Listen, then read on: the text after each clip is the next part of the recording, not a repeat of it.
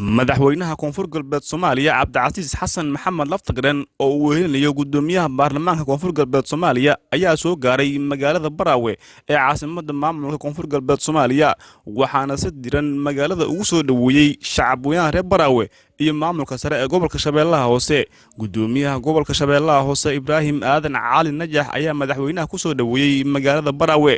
مدن مدحوينه adiga gudoomiyaha baarlamaanka iyo wafdigaaga inaan idinku soo dhaweeyo degmada Baraawe caasimada maamul goboleedka koonfur galbeed Soomaaliya waxaan rabaa inaan kaaga mahadceliyo muddadii gaabneed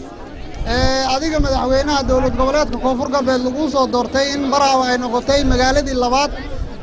aad safar ku soo gaartid taas oo muujinaysa ahmiyadda gaarka ay u leedahay si guud ahaan dawlad goboleedka koonfur galbeed Soomaaliya waxaan rabaa inaan u mahadceliyo ardayda waxaan rabaa inaan u mahadceliyo shacabweynaha guud ahaan ururka dhalinyarada ururka haweenka bulshooyinka guud ahaan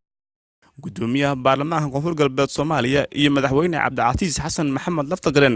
ayaa reer Baraawe ugu hambaliyay in mashaariic kala gedisan maamulka koonfur galbeed Soomaaliya uu ka fulinayo magaalada Baraawe si uu warbixintiisii oo ku saabsanayd maamulka koonfur galbeed halka ay wax u marayaan waxay noo qabsoomay iyo waxa aan ka damacsanahay mustaqbalka soo socda madaxweynaha faahfaahintaas la siin doono waxaan dareemayaa saacado dheer taagneedeen meeshaan runtii aadan ugu faraxsannahay maanta soo dhaweyntan waxaan idin leenahay Baraawe waxa u diyaar garowdaan hadduu ilaahay yiraaho dadka reer Baraawe inay u soo socoto xaruntii rasmiga ahayd ee dawlad goboleedka koonfur galbeed sidii loogu soo guuri lahaa oo u soo dhaweyn lahaydeen madaxdiina iyo dawladdiina oo loo furi lahaa xarumihii dawladda oo dhan oo dhammaystiran meel kastana laga keeni lahaa u diyaar garoobay insha Allah waxaan kaloo idin sheegayaa ardayda iyo mustaqbalka fiican oo ii muuqdo iyo dhalinyarada waxbarashada fiican haysto intaba waxaan leenahay ayagana hambalyo waxaan rajaynaynaa ilaahay idankiisa bulshada inay yihiin boqolkiiba 70 dhalinyaro ayna u diyaarsan yihiin inay mustaqbalkooda ka faa'iideystaan